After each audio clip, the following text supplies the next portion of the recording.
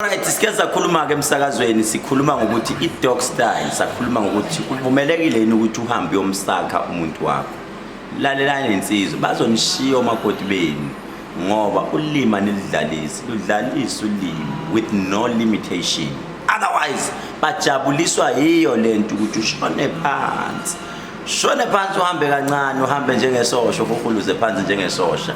Otherwise bafethu yona into abayenjoyayo than lento yakho encane ngoba khona abanye abanenkinga nyana banento ezincane kanti woza kithi sokunika into ithi ukuthi into yakho. Otherwise bafethu bangeneni labantu ngolimi nani bomama ningabalumi ngamazinyo thinta ngathi udla ubanana uye nje kahle uthi. Otherwise ngilandele lapha ku YouTube channel uthi Dr. Kethlelezi uyothola full video noma uthi Black Life TV. Otherwise ningithola njalo kuVuma 103 every day from 4 a.m. to 5 a.m. sharp.